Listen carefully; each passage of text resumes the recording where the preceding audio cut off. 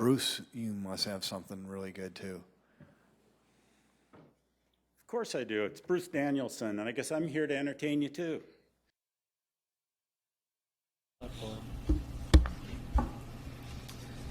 All right, well, it is 4 o'clock. Welcome and Happy New Year. Welcome to the January 19th, 2022 regular Parks and Recreation Board meeting. We will start with our order of business with a roll call. And Rita, would you please do that and determine if we have a quorum? Jim Stavanger. Here. Ann Noctigal. Here. Mike Begeman. Here. Mick Conlon. Rick Weber. Here. Brooke Wagner. Here. Teresa Cowles. Here. Okay, thank you. Second item on our agenda is approval of minutes from the December 8th, 2021 meeting. Those were sent out in our packets. Take a moment to review that, and I would entertain a motion to approve and second when ready. I'll move to approve. Begeman.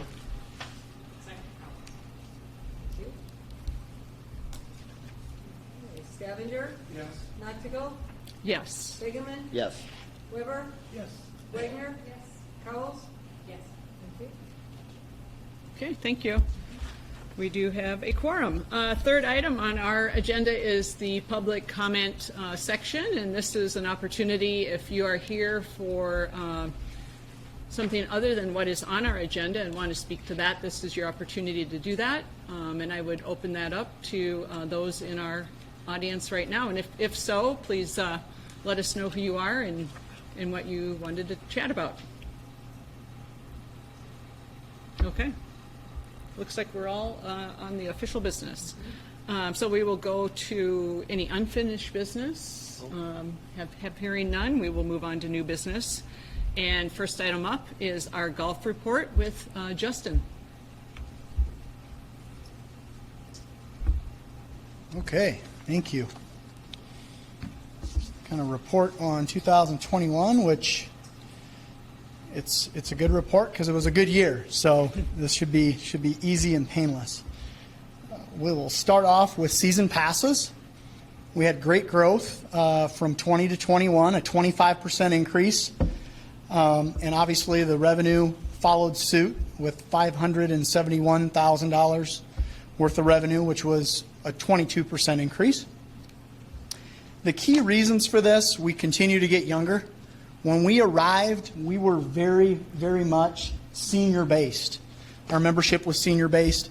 If we looked out and we saw somebody between the age of 30 and 45, we generally knew they weren't a pass holder, and we knew that they were guests, maybe from out of town or maybe Great Life folks. But that has since changed. The chart on the left now shows that our young executive pass that we created, which is 40 and under, is now 27%. And is the leader of all categories, surpassing senior, which has traditionally been the highest. So we continue to get great momentum. Our original change to make the pass structure all-inclusive, where you get all 54 holes, provided great value for patrons, and it's really worked well. It's also simplified it and made it easy to sell, and that's why we continue to have great success and good growth. Rounds of golf, playable days. 2021, we cracked 100,000 for our first time in our tenure, nearly 106,000. So it was an 8% increase over 2020, which is great to see. I might also add that we did this with 10-minute intervals. We went to 10-minute intervals during the pandemic to space people out for safety. We continued even though the pandemic was over because we found that it helped pace of play. It helped the check-in process and the experience. And so we sacrificed a little bit of inventory, so to speak, for those things, but we're still increasing rounds, which is great. The pie chart on the left, I wanted to include, give a breakdown. Member play versus public green fee, and then other. Other is leagues, golf outings, complimentary gift certificate rounds, high schools and colleges. That only makes up 11% of our rounds. And I wanted to bring that up because as we are busier, one of the few questions we do get oftentimes is, hey, are you doing more outings than using? Are you really flooding the golf course with corporate outings? And boy, we see a lot of the high schools and the colleges out there. And the reality is, 11% isn't that much. If you add up, the other revenue and the green fee players, we have a nice mix where it's nearly 50-50 member pass rounds, season pass holders versus others. So it's a really good mix. Playable days, the last 2 years, Mother Nature's been great to us. Anything over 200 is phenomenal. Generally speaking, if you can get 185 to 190 playable days, you're pretty good. So the last 2 years, great for Mother Nature helping our rounds and our revenue. Performance review, kind of the bottom line. Gross revenue, you can see a healthy increase from year to year, over 700,000 increase in gross revenue. And EBITDA, we had a fantastic year. We thought 2020 was phenomenal at $358,000 worth of earnings. Our estimate right now is to reach 750. We'll have that finalized next week. That's a conservative number. Our motto, we were very successful in 2020, and we weren't sure if we could repeat 2020. Our motto with LGM and for Sioux Falls Golf and our staff was prove it in 21. We wanted to prove it. We knew we had a challenge, and ecstatic the fact that we were able to not only duplicate but nearly double the net revenue. So. Justin, how does that compare to industry standards in terms of public? That's a good question. Our regional manager is here, Chris Jacobson. He's got a bunch of nine total in his region. Could you maybe answer that question better than I with your experience with other public facilities? This looks really great, but it's not being compared against other public. Yeah, the general market right now in the public Jay. facility. I have Oh, to my go to bad. Mike, please. The general census right now with public facilities, they're up between 25 and 30% from bottom line. So for us to double what we did is phenomenal. Private facilities are a little bit lower than that, but they're also up. COVID has really transformed the golf business a little bit with more free time for people to play and a lot more activities. So And how about the margin, 750 on 4 million? it's really good. Yeah, really good. Most of the time you're looking at about probably a 10% to 12% bottom line. And when you're getting up to 20%, it's really good. Yep. Good question. Next category, capital improvements. We completed last year 9 total projects. We did a total spend and investment in just short of $73,000. At Prairie Green, we worked on bunkers on the holes noted there, 6, 14, and 16. We also know that we've got some cart path some issues here that we've been addressing. Last year we did complete new concrete on 15 and 16, which is great. Keene Park, as the picture shows, we replaced the canopy at the back of the clubhouse. That's a very popular spot. And we also added new doors. The doors, that clubhouse it was the original clubhouse here at Prairie Green that moved across town. We needed to address the doors for security and aesthetics and got that accomplished. And then at Elmwood, we implemented new telephone services. The system that we had was very outdated, didn't have voicemail, very, very inefficient, so we updated that. So those were the capital projects and improvements that we accomplished in 21. Golf events. And when I say events because they're more than just tournaments. This is a real bright spot, and it's put us on the map in Sioux Falls. We've kind of become the leader and the example when it comes to events. For example, this picture here on the bottom left, this is an event that we got national exposure and notoriety for. Our Fast Five, which is a little par 3 golf course at Elmwood, we lit that up completely. We rented boom lights and lit it up and had golfers from dark until midnight. We had a band out there. We had food trucks. Brought great exposure to Elmwood into that little golf course. Was great to see. But in general, you can see our participation begins and ends with growth in every area, whether it's kids, women, new golfers to our properties, which we track, total players. And I would add that one of the things here that is significant, in 2020, we started what we called the men's tour in the City Series. We changed things and ended the Sioux Falls Men's Golf Club, which was a member-based, men's-only tournament series. We felt that we wanted to create things that would appeal to men, women, couples, and families and kids, and that's proved to be highly successful. It's really added value to being a golfer in our community and a pass holder. So staff did a great job with events. Player development. Danny Sinkson leads this. He's an award-winning instructor. He was the 2021 Minnesota PGA Teacher of the Year. He was also awarded that in 2019. We promoted Danny to this to grow the game. We wanted to make sure we were growing the game at our courses and the city golf courses. We've created our own junior tour. The participation has grown from 38 kids per event to 127 kids, again, at our golf courses. We've created a golf academy that's year-round. It's max 60 kids. You can see in the top pictures there, we actually create Keene Park as an indoor instructional facility instead of just sitting empty with the lights off.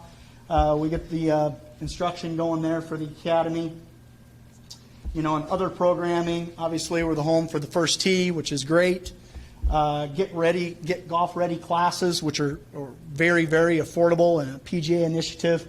And we also take part in PGA Junior Leagues, which is big in the community and represented with our city courses, Prairie Green, Elmwood, and Keene Park. Technology, we've made a lot of commitments. Our company, Landscapes Golf Management, wants to be a leader in technology, making us efficient and being able to manage our business better. They do a heck of a job for us. This year we instituted a new website that's much easier to use. We created an online store that allows people to get in and purchase their passes 24/7, any day. That's another reason why we're seeing pass growth. They can do it from home right on our website.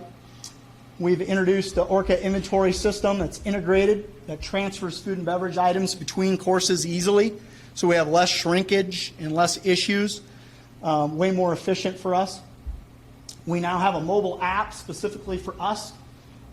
We can do push notifications. This is great. For example, we've got a busy day and all the golf courses are full, and you have the app on your phone and we have severe weather coming.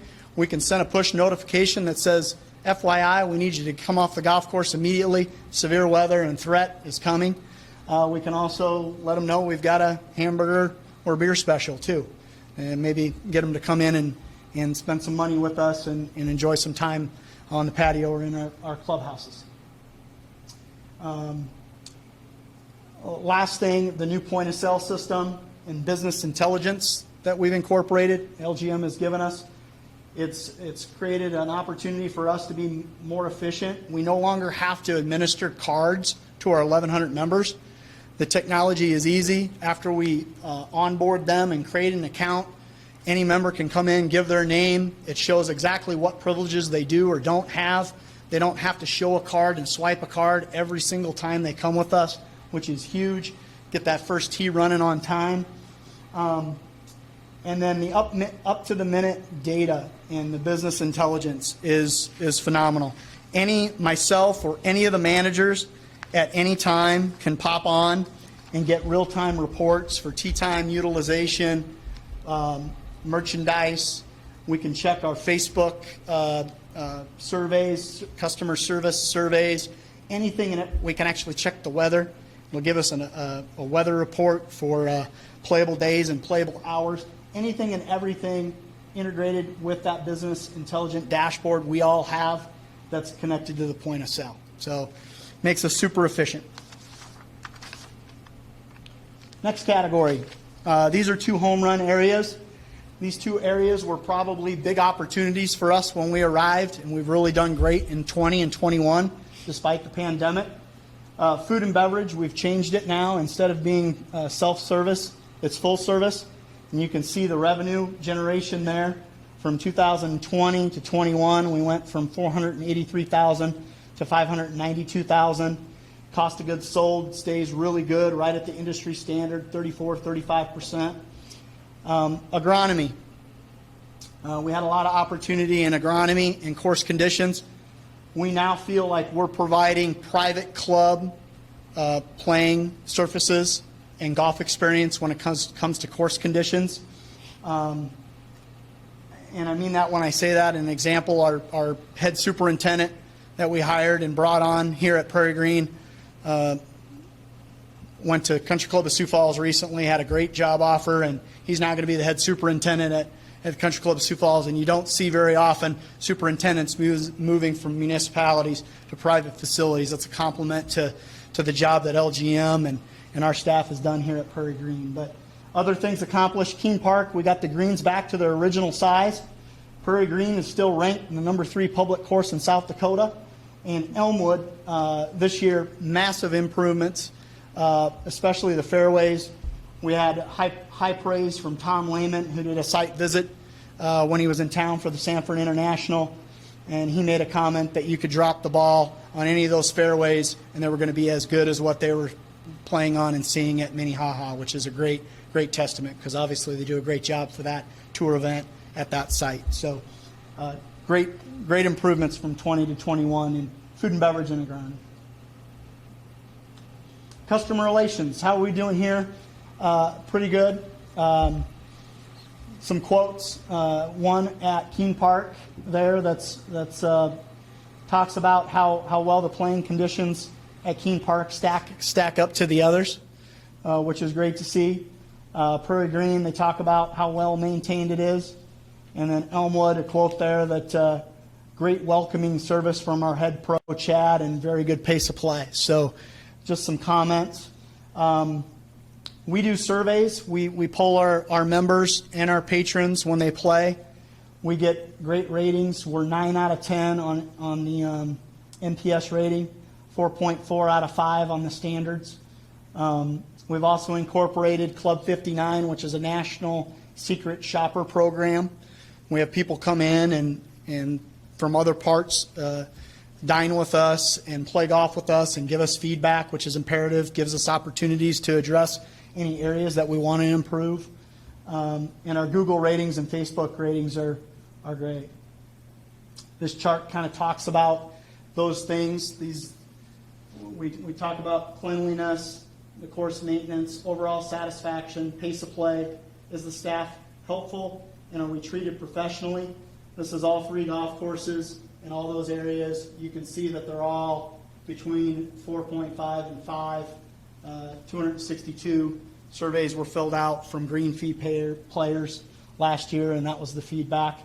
The chart on the right is actually a comparison for all LGM golf courses. We have 55 in our portfolio, and our rankings, the NPS ranking that you want to have is 65. All 3 of our golf courses met that national standard of 65, and we were ranked 5th, 6th, and 7th in that service rating for our company out of 55. So great showing on our staff, who take a lot of great pride in customer service and personalized service. And what's new for 22? Ladies is a big focus. Off season, we're going to do a trunk show for clothing. We're going to do some weekend tournaments at Keene Park specifically for ladies. We have the WeSue League, which is 283 ladies that participate in the league at Keene Park. We want to create some weekend scrambles and other events and capitalize on that league. And industry tells us, and Landscapes tells us that that's where the growth of the game is right now. It's younger families and ladies entering the game post-pandemic. So we want to focus on those. We're going to create a par 3 championship at Keene Park. We want to get better players out to see Keene Park because it's much better than what people realize. We're going to work on Cart Path, a capital project here at Prairie Green on the front 9. Elmwood, we're getting a new golf cart fleet with GPS. going to invest in the fleet over there.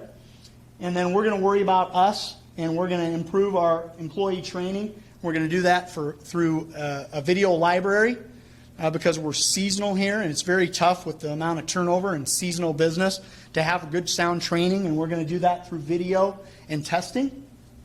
And then we also have a new member welcome packet that all members, when they join with us, we want to provide them with a packet that's going to show them the do's and the don'ts and a lot of information, because post-pandemic, there's a lot of golfers that are new and they just simply don't know, and we want to help them, right? And then other capital projects planned, AstroTurf practice facility at Keene Park, and we want to improve the patio furniture and soft seating in the clubhouse. So a lot of things to look forward to in 22 that we want to get accomplished that we're excited about. Last thing, we're off to a good start with season pass sales. It's actually closer to 800 since we've put this slide together. So we're really on pace to meet what we accomplished in 21. That was really quick. Can I answer, or Jake and I, can we answer any questions that you might have on any of those areas? What's the upside capacity? Is there such a thing that you? For the tee sheet and the golf courses? Yeah, that's a good question. We get asked that because we are busier. We're at 80-85%. You know, we still have 15-20% there available. Might not be prime times, right? If you want to play at 7:30, 8 o'clock on a Saturday morning, you're going to have to do your due diligence, and you're going to have to organize and get ahead of the game. What was it when you guys started? Do you remember? You know, I don't remember off the top of my head, but I can tell you it's increased. In our tenure over 4 years, it has increased to a point where we need to be cognizant of it, monitor it, and eventually maybe, Don and I have spoke, maybe go back away from 10 minutes and go back to 8 or 9 intervals and increase the inventory. Good question. That's what I was just going to ask, is the 85% capacity based on the 10-minute intervals? It is. Because I think kudos to you. I think it provides a better service, keeps pace and play better for the, you don't get this backed up for maintaining that 10-minute interval, and allows people to enjoy the courses a little more. Yeah, absolutely. And it's even more important now, post-pandemic, that there are a lot of golfers that aren't avid golfers, and they're not always the fastest. They don't know. So that buffer helps us. We can get out there and address situations a lot easier and more efficient, and not impact those behind maybe slow players. I don't know if this is for maybe Don or just the golf cart storage at Elmwood, same plan as last year. Temporary, yes, until we get that project moved forward with the clubhouse and the cart barn, yes. So that's where we have the new golf carts. It will be. Yep. The new for 2022, the kind of trying to attract the female crowd. So how are you advertising that, getting the word out? Mass emails and then social media. Mm-hmm. Yep. It's a very impressive. I mean, kudos to you guys for, all the improvements that you've made, and obviously Mother Nature helps, and a pandemic, maybe that's the bright spot, that people want to be outside, but it doesn't happen, the success doesn't happen by chance, so nice work. Thank you. Any other questions?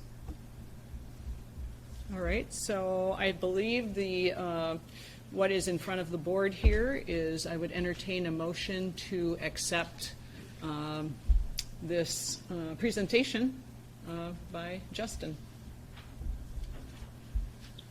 I'd make that motion, Begeman. Okay,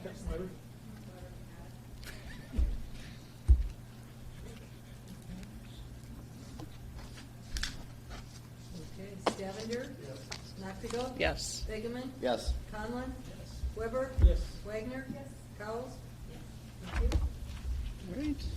Thank you so much. We appreciate all the work. Thank you. Next up on new business is the Landscapes Golf Management Contract Extension, and Don is going to talk a little bit about that. Yes, thank you. Appreciate the opportunity to present this.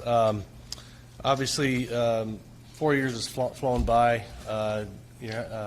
It's just been an incredible run that Landscapes has had, and felt like prior to obviously making a recommendation on the extension of the contract with Landscapes, which expires at the end of the year, just wanted to give you a little recap on where we've been back to 2018, which was the first year that Landscapes actually started with the management of the Sioux Falls courses. So again, it expires in 2021. There is an option to extend for another 5 years in that contract. The timing of that extension is important. Of those of you that were around when we last did an RFP for golf course management services, I mean, it's all of a year to do an RFP, to get contracts in place, and then have a new company stand up a golf operation.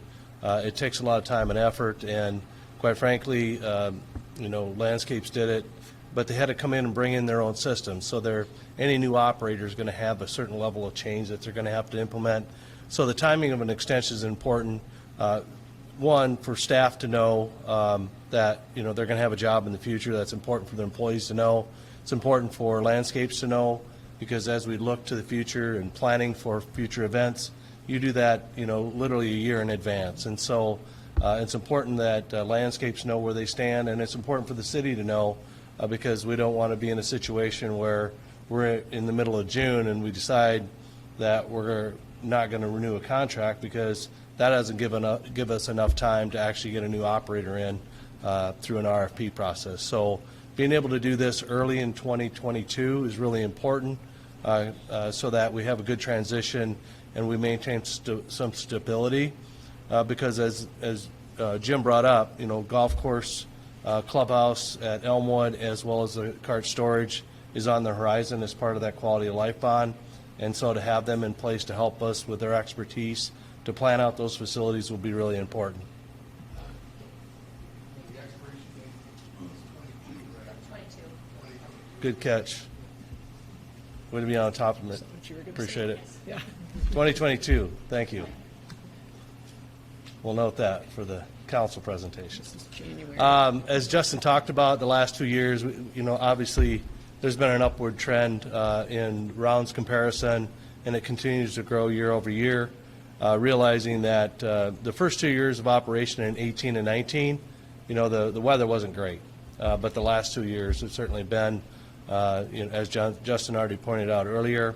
So that's a 28% increase over the course of those 4 years. And I think obviously you look at those rounds comparison and you compare that to comparable day or playable days, you'll notice that there's some corresponding increases along those lines. But the other thing I'd mention too is that transition was really a lot to put new systems in place. As you know, as we've looked at fee structures, spent a lot of time refining those, making them more simplified, making it easier for people to be able to make decisions. There's new point of sale systems that got put in place, all the marketing and social media that has to be stood up.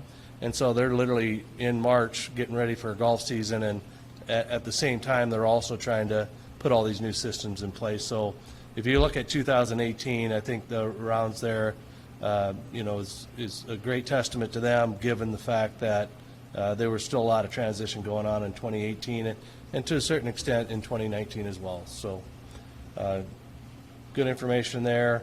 Season passes, again, Justin covered some of this already. Upward trend, obviously from a golf management standpoint, and the good job that they've done on a variety of different levels and in different areas of the course operations, but also in pass revenue that corresponded obviously with the passes being sold. Food and beverage, some of the things that Justin already talked about was when you went into Elmwood and you wanted a hot dog, it was kind of a self-serve, grab your own bun, take your hot dog out of the roller like you're at the convenience store, and that was essentially what we had. To now to have full service, change up in menu, higher quality products being served. 40 for you beer lovers, there's a 40 selections that we've got out there now, and working with the different vendors in town to be able to offer variety on that front, I think has been popular. The other thing I'm really, it's one of the bright spots. this is a community facility, and to have non-golf events there, because not everybody golfs, but there have been graduations and weddings and, retirements. There was a tailgater here for USA football, I know, at one point. So to see those non-golf events occur in this building, I think is great to see, and see the year-round use is great to see. And so we're glad. Obviously, COVID has affected a little bit of that with last year's numbers, but I'm hopeful that we'll be able to continue to grow the non-golf events. Revenues on food and bev, again, upward trend there.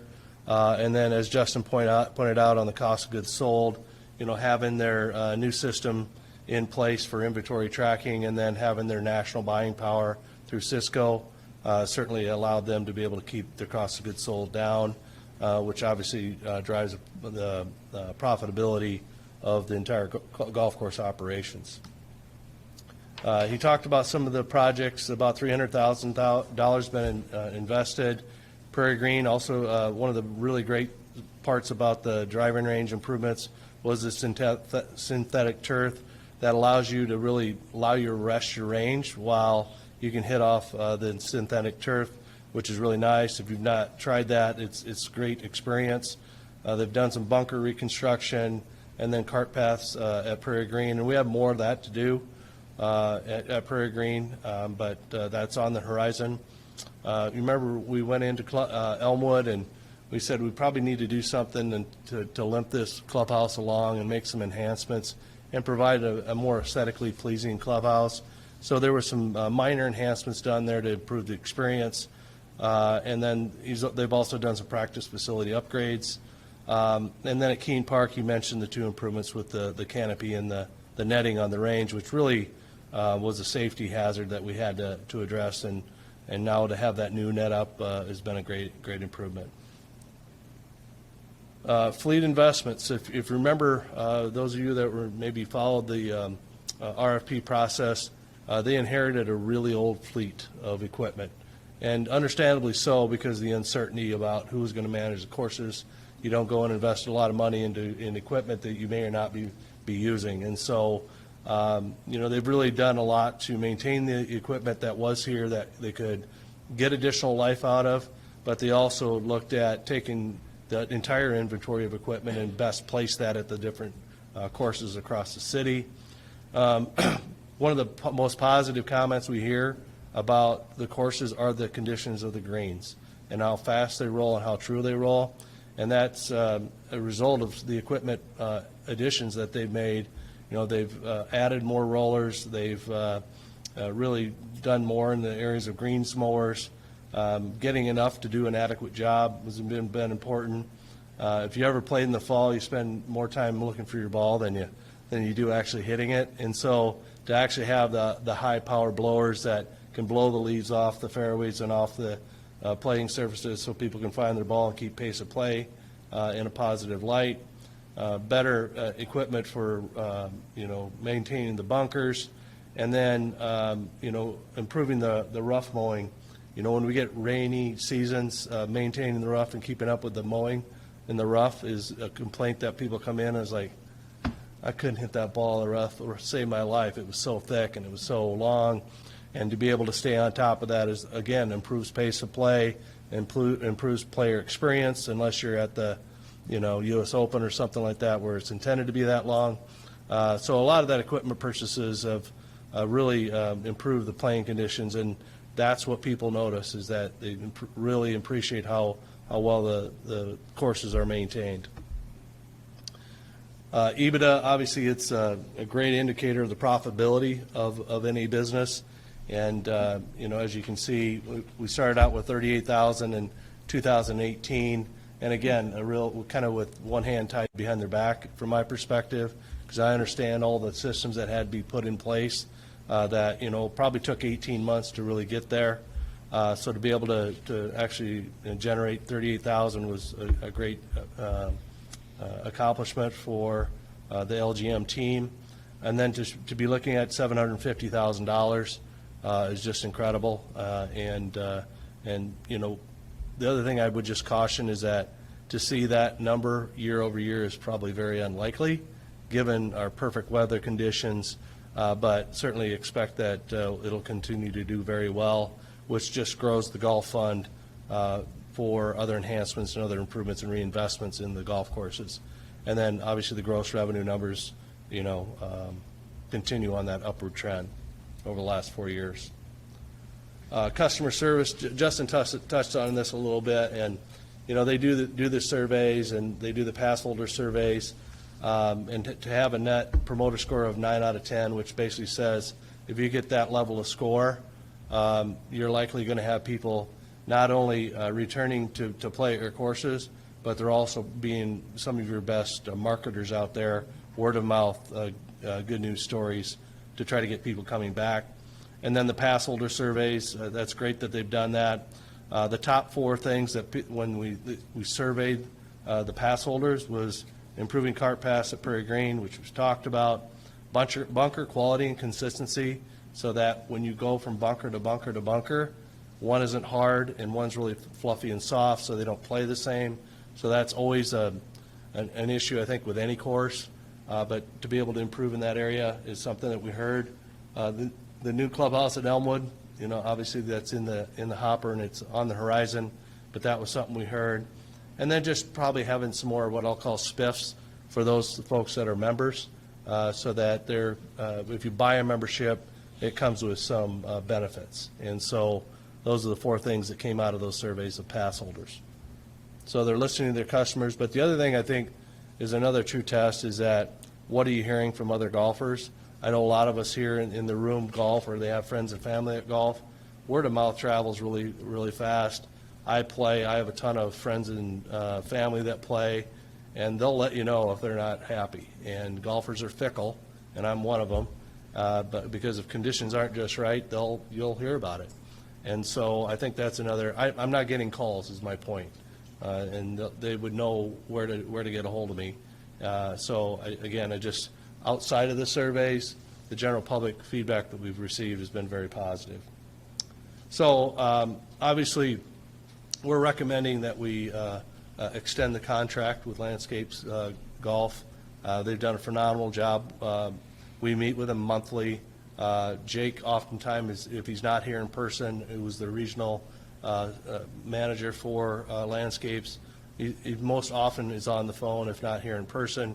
And if we need any one of their food and bev person or their marketing person or their agronomy person to be on a call or be in those meetings on site, they're there, and they're very approachable and available. So based on this financial performance that they've done over the last 4 years, we expect good things going forward.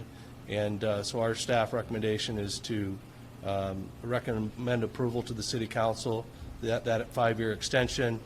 And so subject to your recommendation today, we will move forward with a council informational, very similar presentation on the 31st.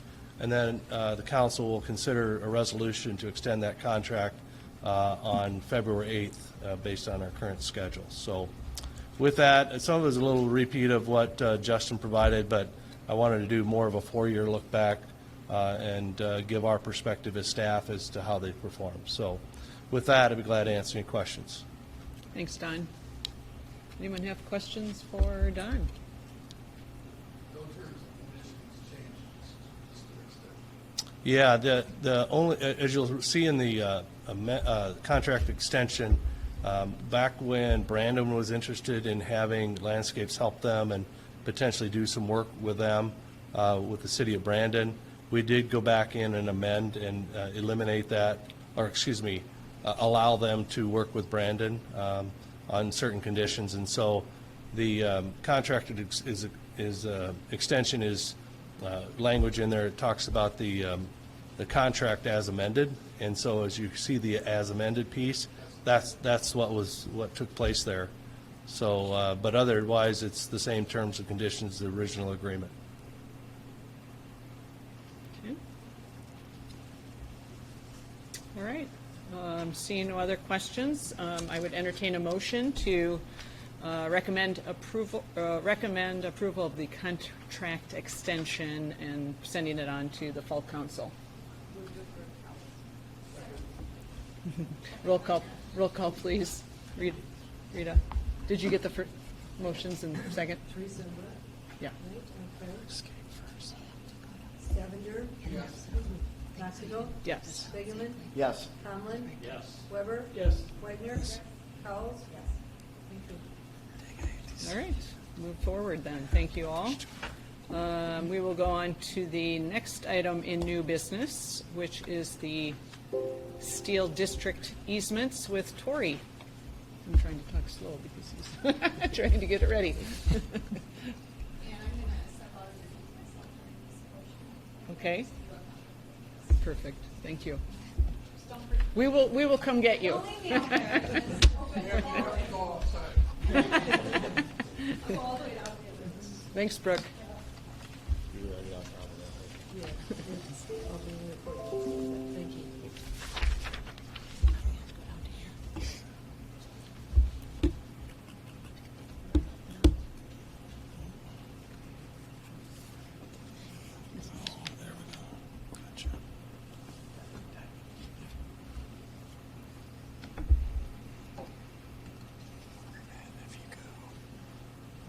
Perfect.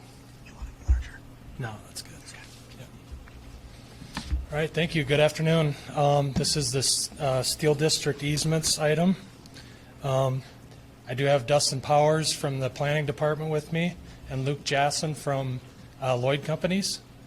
If this item looks familiar, it originally was brought to you back in June 16th of 2021. Basically, real short story. If you look at the exhibit that we have up, that is the Steel District redevelopment of this Sioux Steel area, and basically the items in purple are the easements that were needed to basically provide fire access around all the buildings and up to and including the greenway. The park board did approve these easements back in June, and then we brought them to the city council in July, and they were approved as well. Prior to us signing the easement documents and making them official, Lloyd Companies, there were a couple changes that were made. And so basically the easements and the ordinance that you have in your packets today are the same terms that we agreed to originally, but there were two small changes. First, the grantee was Lloyd Companies originally, and they have since formed an LLC for the Steel District and some subsidiaries. So the name of the grantee had changed. And then the other piece that changed were the legal descriptions of their property, and that was basically due to permitting for their building permit. They broke up the different lots in their original piece that they purchased. One other thing to mention, the green area in the exhibit, that will be property that will be gifted to us from the Lloyd Companies. That is still a term of the easements that we have in front of you, and they still look to do that, but first the easements need to be processed so that they can finish their purchase of the property. So with that, there is an ordinance and the easement documents in your packet. We are looking for a recommendation of approval to the City Council.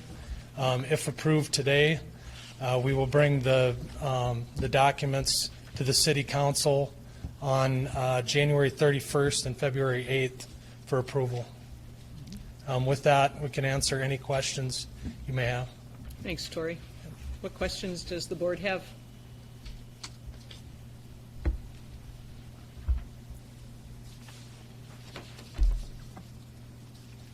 Well, the green part that's going to be gifted, will that have to come back to us? Is that anything that's going to be updated? No, No? it's part of the easement documents. Okay. And it's, so basically, once we get through the easements, it'll take a 20-day waiting period to City Council, then we'll go with Lloyd Companies and and complete the transaction. Okay. Any others? All right. Well, I would entertain a motion to approve, to recommend approval to the council on the Steel District easements as presented today. Roll call, please. Stavenger? Yes. Noctigal? Yes. Hageman? Yes. Conlon? Yes. Weber? Yes. Cowles? Yeah. Okay, approved. Thank you, Tori. Thank you. Yes, and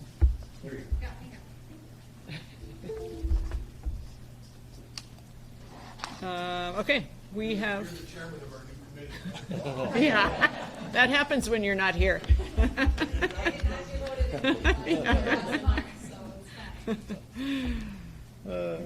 Okay, so last item on the new business is with Jackie, and she's going to tell us about the ball field and outdoor aquatics concession agreement.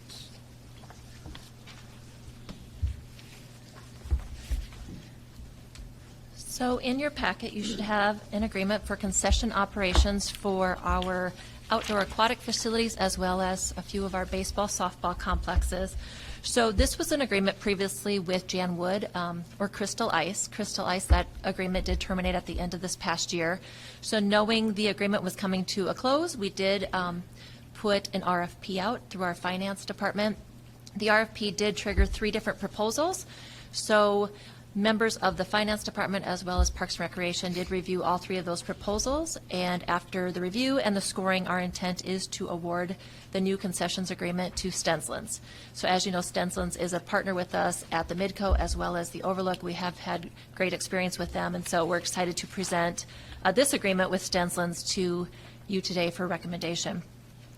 As you can see on the first page, for the aquatic facilities, it would be for Drake Springs, Terrace Park, and Laurel Oaks. One thing to note, even though Jan Wood and Crystal Ice did have the contract last summer, she did subcontract out to Stensland's. So Stensland's did operate aquatics last summer. So for them, this year will be very similar to last year. They're just going to be able to capitalize and expand upon what they did a year ago. In addition to those 3 aquatic facilities, there's also Sherman Park Softball Complex, Harmaden Baseball and Softball Complex, and then Pasley Park. With each of those facilities, Stensland's did hire a concessions manager to oversee just those facilities. So the person that's going to be overseeing these is very different than the person who oversees the Overlook and different than the person who oversees the Midco Aquatic Center. So that will be nice that there will be a direct contact or manager for us to go to specific to the individual complexes and facilities that they're going to manage for us. Also, in regard to this agreement, a couple of things. For the most part, it has stayed the same. All the conditions, the terms are similar to what was there previously. The one thing to really point out, though, would be in Section 2, the revenue. So the concessionaire Stensland's will pay the city 8% of monthly gross receipts. Previously, that had been 15%. We did adjust that for Crystal Ice for COVID last year down to 5%. So really, we're bringing it back from 5 up to 8 with Stensland's. This agreement will be just a 1-year agreement initially, so it does expire December 31st of this year, 2022, but there is an option to renew the contract for an additional 3 years, depending how things go after this first trial year. And with that, staff does recommend approval, and I will open it up to any questions you might have. And I apologize, Leah's not here today. Unfortunately, our February is full of swim meets, and so the Stensland staff is meeting with our Midco staff, figuring out swim meets, and then, of course, staffing concerns as well. They're a little bit short right now, so. Thanks, Jackie. Yep. All right, what questions does the board have? Jackie, I had a chance to look at some of the menus for the different facilities. Yeah. And one of my questions is, does Stensland survey its patrons to determine what's popular and what may be useful for themselves? Because it appears that they're different between softball, baseball, and aquatic facilities. They are different amongst the facilities in terms of what they propose through their RFP. I don't know if they survey. I've not heard that they survey. I'm sure they do get general feedback, at their different facilities. I know they do work closely with the partners that they serve, whether it be the Midco or the Overlook, but I can ask Leah to maybe consider that a survey of sorts for patrons. Yeah. That may be helpful, just Absolutely. Yeah. Yep, absolutely. How does this compare to Overlook and Midco? Pretty similar in terms of the overall agreement. They ultimately are, I mean, from the Overlook perspective, they're managing that facility. This is just more usage of the individual concession stand. So a little bit different in terms of contractual pieces due to the overall requirements, I guess, involved in the ownership. 8% or You know, I don't know, I don't remember off the top of my head. I don't know what Midco is. I can't think of that. So I'll have to get that back to you, Mick. I would say this is lower. Jackie, what was the rationale to drop it from 15% to the 8%? Just part of their proposal, part of what they recommended with their RFP and the revenue they felt they were going to make back through these concession opportunities. Yeah, and some of it is driven too off of what they saw from concessions this past summer in aquatics. Again, you know, with attendance, it's been a little iffy with COVID. We don't know if we'll have greater attendance this year or not. You know, ball fields were pretty much open the entire time, but it's really that aquatic piece. Yep. And pools, you can bring in your own food You can. and beverage as long as they're not glass. Yes, correct. What else?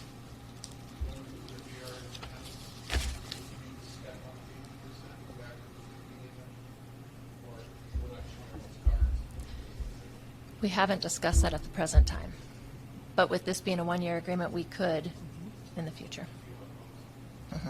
Exactly. The only other comment I would make is that trying to find somebody to do this is really difficult. In the case of the Overlook, oftentimes you have to beg people to submit proposals, and I mean, we proactively call the other people that we think are likely would be interested in doing it, and you know, they just say, and you know, most of the time don't even submit a proposal. So concessions is really tough, and I think part of it is, yeah, not on the grand scheme of our total budget. No, it's not.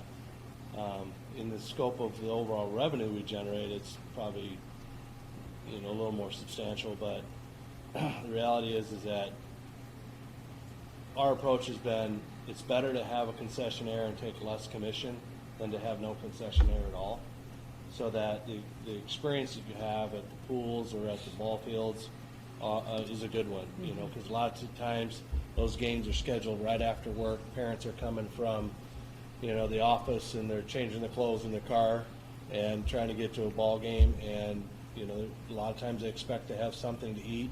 You know, whether they're actually coaching the games or actually just spectating. It's just, we just felt that's where we got to with Jan. You know, she was struggling. You know, seasonal staff are tough, and so we got to the point where we felt like, yeah, we'll drop it because we're really in a position where we wanted to have some kind of service.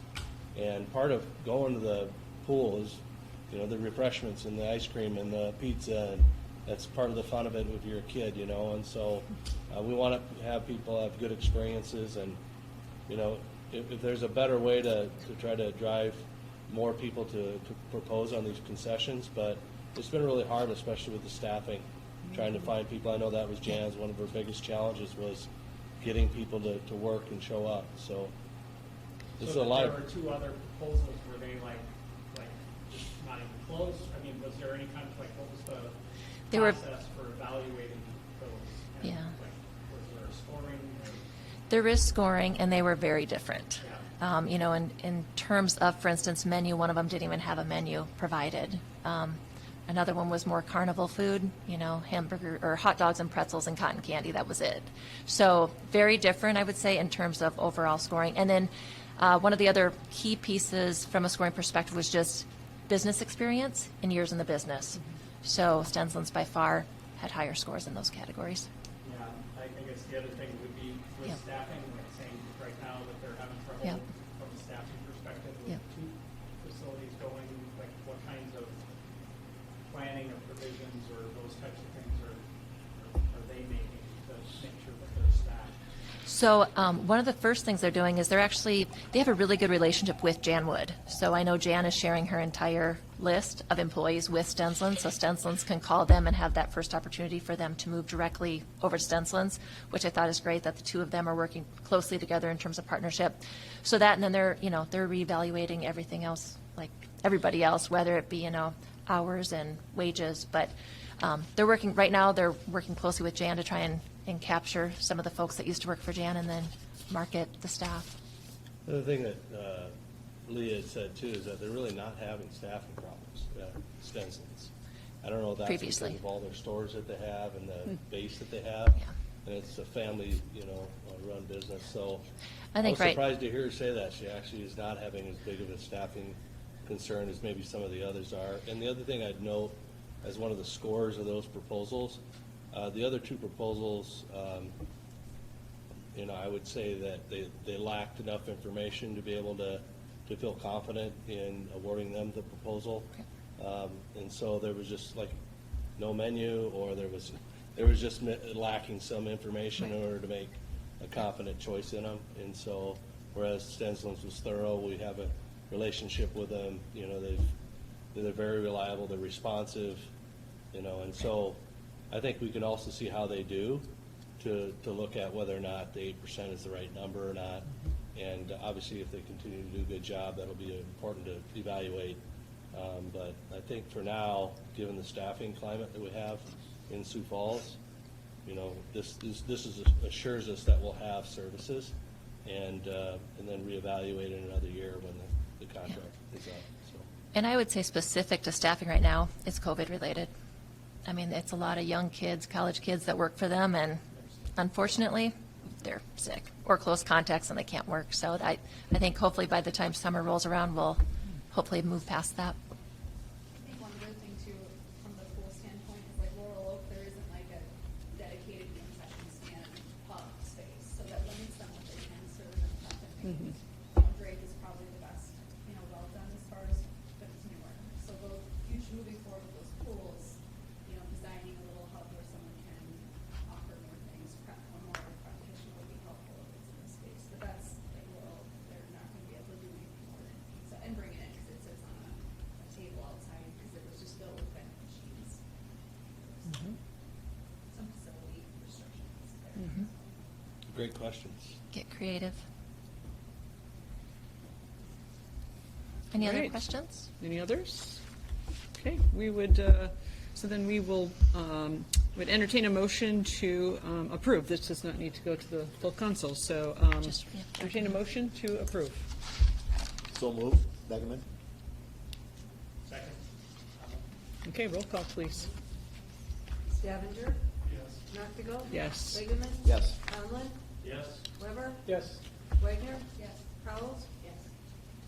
Okay, thank you so much. Jackie. Item number 6, report of the director. Yeah, just wanted to report that we're making good progress on the Jacobs Plaza project.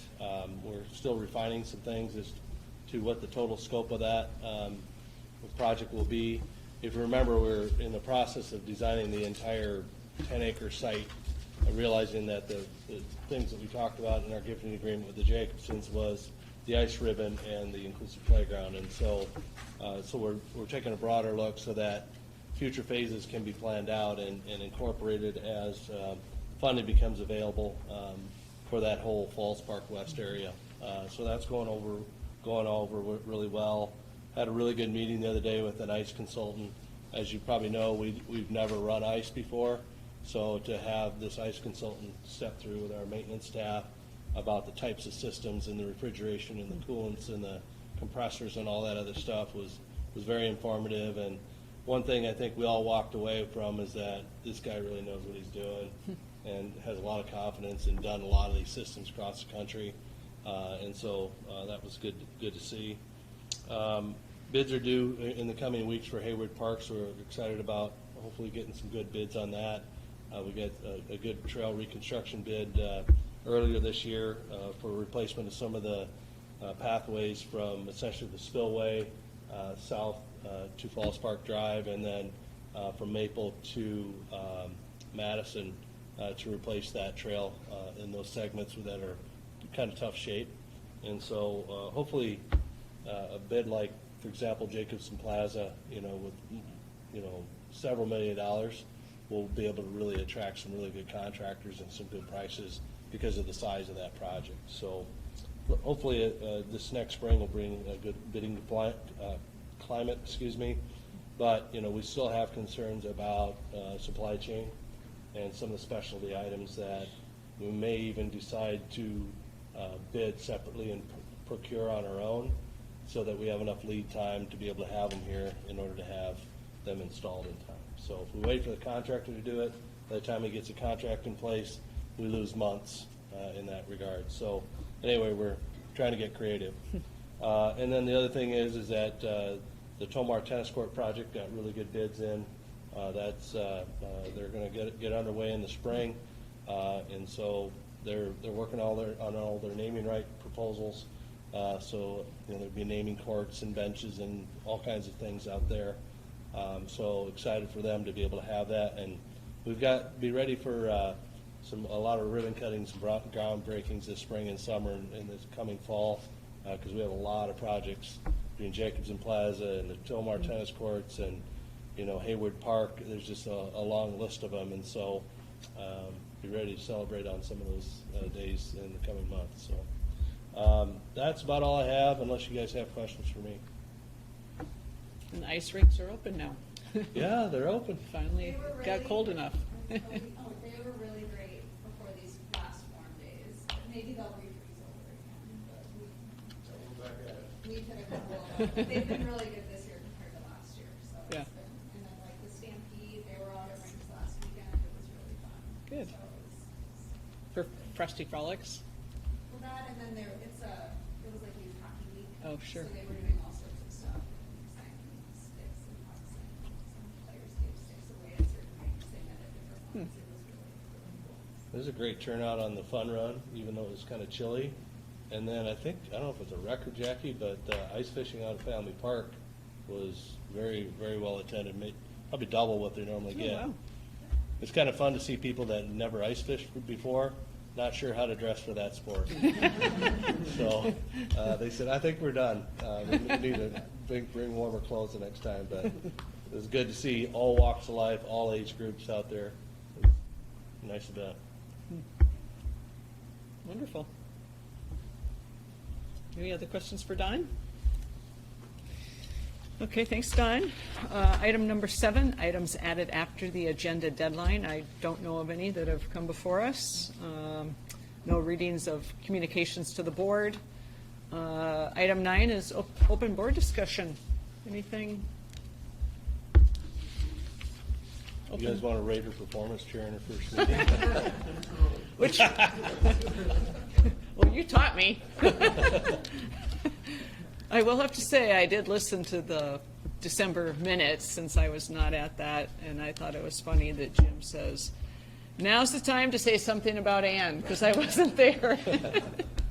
But anyway, looking forward to a good year, and thanks to everyone who voted me and the rest of the leadership crew and the staff. Okay, I think I am looking for a motion to adjourn. Second. Very good. This